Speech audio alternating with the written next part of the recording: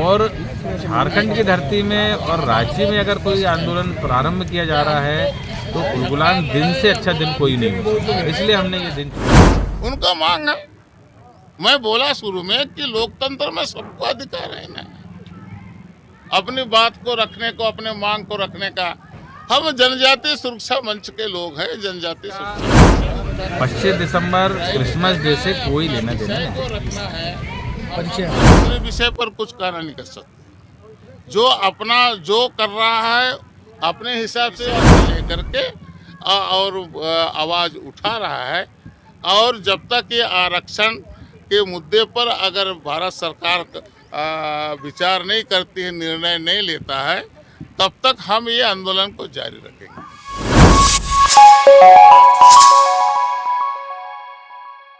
के संबंध में मैं आपको थोड़ा सा उसके कुछ संवैधानिक पहलू के संबंध में बात करना चाहूँगा कि जब संविधान सभा का गठन हुआ था और रिजर्वेशन की बात चल रही थी तो आर्टिकल 341 में बाबा साहब अम्बेडकर ने व्यवस्था रखी थी कि जो अनुसूचित जाति के व्यक्ति है उनको भी रिजर्वेशन का लाभ मिलेगा, किंतु जो अनुसूचित जाति का व्यक्ति मुस्लिम या इस्लाम या ईसाई धर्म ग्रहण कर लेगा उसको डिलिस्ट कर दिया जाएगा, यानी उसको इसका लाभ नहीं मिलेगा।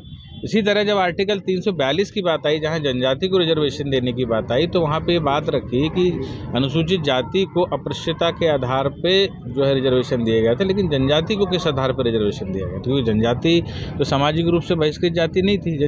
तो जनजाति को इसलिए दिया गया था कि उसकी अपनी एक अलग संस्कृति है, उसका भौगोलिक रूप से अलगाव है, आइसोलेशन है, उसका अन्य समुदाय के साथ आइसोलेशन है, और इस कारण से उनके भी सामाजिक और आर्थिक विकास के लिए रिजर्वेशन की व्यवस्था की गई थी।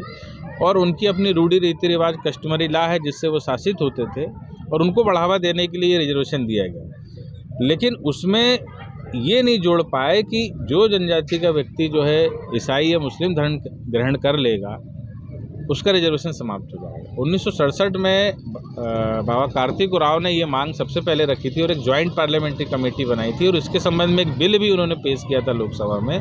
उस बिल में ये बात कही गई, आर्टिकल 342 में इस आशय का संशोधन करना चाहते हैं कि जो लोग अपनी रूढ़ी रीति रिवाज परंपरा को छोड़कर ईसाई या मुस्लिम धर्म ग्रहण कर लेते हैं उनको जनजाति का लाभ ना दिया जाए, यही डिलिस्ट है। अब एक बात ये आती है कि जो आदिवासी व्यक्ति ईसाई धर्म ग्रहण कर लेता है या मुस्लिम, तो वो सीधे सीधे ईसाई विधि से जो है शासित होगा, या मुस्लिम हो गया तो मुस्लिम विधि से शासित होगा। तो ऐसा व्यक्ति जिसका धर्म ही बदल गया वो कैसे आदिवासी हो सकता है? क्योंकि उसने अपनी आदिवासियत जो है वो खो दी। जो रूढ़ी रीति रिवाज को मानता है, जो भगवान बिरसा मुंडा जी को अपना भगवान मानता है, वो ईसाई व्यक्ति भगवान नहीं मान सकता बिरसा मुंडा, क्योंकि वो सिर्फ यीशु मसीह को भगवान मानता है। जो मुस्लिम है वो सिर्फ एक ईश्वर को मानता है, वो है खुदा। तो वो बिरसा मुंडा जी को भगवान नहीं मान सकते। जिन्होंने बिरसा मुंडा जी को जो भगवान नहीं मान रहा है, जो रूढ़ी रीति रिवाज अपना ख़त्म कर दिया है, जो बुधवा से विक्टर हो गया है, बुधवा और विक्टर भले ही एक ही घर के दो भाई हो सकते हैं, लेकिन ये आस्था का प्रश्न है। जब उसकी आस्था ही खत्म हो गई और जनजाति समाज का उसका जो गुण है, जो आदिवासियत है, वही समाप्त हो गई, तो उसका रिजर्वेशन वैसे ही समाप्त होना चाहिए। तो हमारी केवल जनजाति सुरक्षा मंच की ओर से केवल इतनी और इतनी मांग है कि आर्टिकल 342 में जो बिल लोकसभा में है उसको ये पास किया जाए, उसमें सिर्फ इस आशय का संशोधन किया जाए कि जो व्यक्ति इस्लाम और ईसाईयत को ग्रहण कर लिया है उस जनजाति को सर्टिफिकेट जारी न किया जाए, उसको जनजाति का आरक्षण न दिया जाए। क्योंकि पिछले 70 सालों से जनजाति व्यक्ति जो वास्तविक हकदार है उसको हक ना मिलके ईसाई और मुस्लिम व्यक्ति उसका लाभ ले रहे हैं, और 80 से 90% IAS की, IPS की या बड़ी पोस्टें हैं, उन पोस्टों में उसका लाभ वो ले रहे हैं। और जो असली मूलभूत आदिवासी, जो अंतिम छोर पर बैठा हुआ आदिवासी समाज का व्यक्ति है, वो आज भी जंगल में हमारी बहन लकड़ी काट रही है, और आज भी वो व्यक्ति जो है अपना गड्ढा खोदने का काम कर रहा है, वो आरक्षण का उसको लेस मात्र भी लाभ नहीं मिल रहा है। तो ऐसे व्यक्ति जो उस आरक्षण के हकदार नहीं है, उनका आरक्षण समाप्त किया जाए, उनको डिलिस्ट किया जाए, यही जनजाति सुरक्षा मंच की मांग। क्रिसमस सामने था, उसके बाद इस तरह का देखिए, टाइमिंग तो किसी भी समय हो सकता है। ऐसा नहीं है। जो क्रिसमस मना रहे हैं उनको भी हमारे तरफ से शुभकामनाएं और बधाई है। हमारा उससे विरोध नहीं है। वो कार्यक्रम अच्छा करें, क्रिसमस अच्छा मनाएं, उसके लिए हमारी शुभकामनाएं हैं। और हम कल जो कर रहे हैं उनका तो 25 दिसंबर को है। कल हम काम कर रहे हैं, कार्यक्रम कर रहे हैं। हमारा पहले से ही तारीख तय रहता है, उस तारीख के अनुसार से हमारा कार्यक्रम निश्चित है और ये कार्यक्रम कल होगा।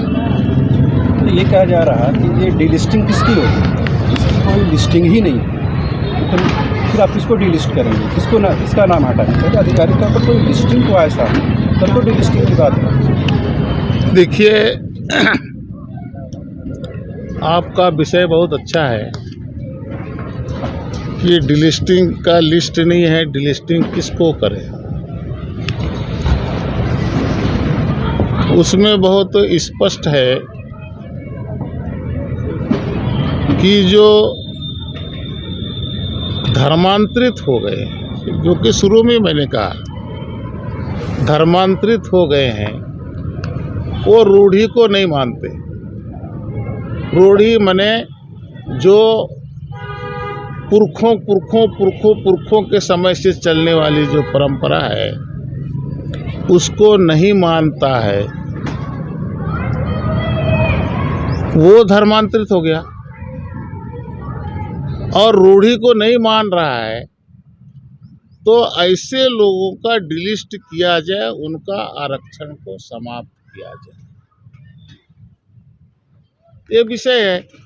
और बाकी जो आपने कहा कि किसका डिलिस्ट करें, तो हम तो सरकार से मांग कर रहे हैं कि जो ऐसे लोग हैं जो धर्मांतरित हो गया और रूढ़ी को नहीं मान रहा, ऐसे लोगों का आरक्षण आप बंद करें। ये सरकार का काम है, भारत सरकार का काम है कि वो उसके लिए किस प्रकार का सोच बनाता है। ये जो जनजाति आपके यहाँ भाग ले रहे हैं और क्या रूपरेखा है? मैं समझा नहीं। कल जो आप कार्यक्रम कर रहे हैं उसमें कितनी जनजाति आपके यहाँ भाग ले रहे हैं इस कार्यक्रम में?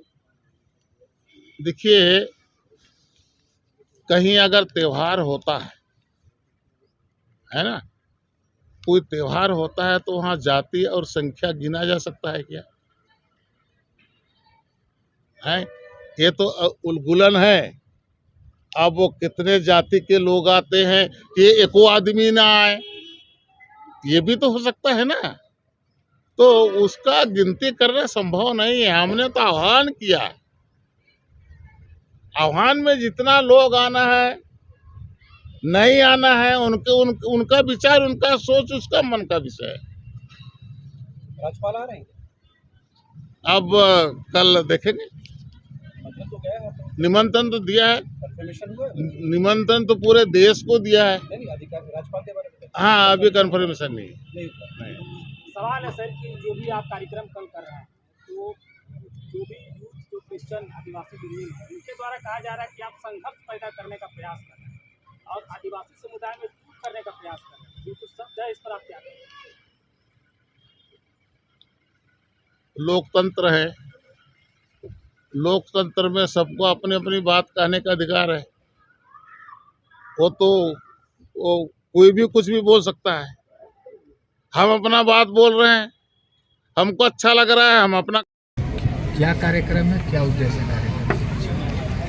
देखिए, अखिल भारतीय जनजातीय सुरक्षा मंच धर्मांतरित लोगों का आरक्षण भारत सरकार बंद करे, उसके लिए विगत 15-20 वर्षों से आंदोलन कर रहा है।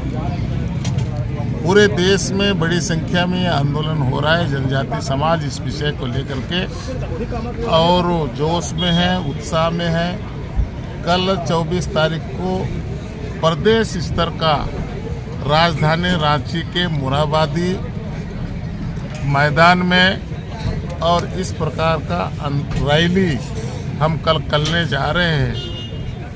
और कल लगभग 1 लाख लोग आए ऐसा हम लोगों ने आह्वान किया है और उसमें लाएंगे। हमारा विषय फिर से बोल रहा हूँ कि धर्मांतरित जो लोग हैं, जो हमारा आरक्षण को लेके जा रहा है, अब रूढ़ी को नहीं मान रहा है, अपनी परंपरा, पूर्वजों की परंपरा को छोड़ करके वो अपना अलग से धर्म बना करके कर रहा है, तो वो जनजाति नहीं हो सकता और इसलिए उनका जनजाति का आरक्षण समाप्त होना चाहिए। इसके लिए आंदोलन। अपना परिचय पूरा कैमरा करिए। परिचय गणेश राम भगत, जनजातीय सुरक्षा मंच राष्ट्रीय संयोजक, निवास जसपुर। कल की रैली को लेकर क्या तैयारी, कैसी तैयारी? कल की रैली को लेकर जनजातीय सुरक्षा मंच की बड़ी तैयारी है। एक अनुमान के अनुसार लगभग आसपास के जिलों से 1 लाख से अधिक जनजाति बंधु यहाँ पर आएंगे और कहीं कुछ कथाकथित लोगों का ये भी कहना है कि दिन गलत चुना गया है। मैं आपको बताना चाहूँगा कि 24 दिसंबर के दिन ही 1895 में भगवान बिरसा मुंडा ने एक उलगुलान का नारा दिया था और एक आंदोलन शुरू किया था मिशनरियों के और अंग्रेजों के खिलाफ। और झारखंड की धरती में और राज्य में अगर कोई आंदोलन प्रारंभ किया जा रहा है तो उलगुलान दिन से अच्छा दिन कोई नहीं हो सकता, इसलिए हमने ये दिन चुना है। इसका 25 दिसंबर क्रिसमस डे से कोई लेना देना नहीं। परिचय अपना। मैं प्रकाश उइके, मैं पूर्व न्यायाधीश मध्य प्रदेश और जनजातीय सुरक्षा मंच की केंद्रीय टोली का सदस्य।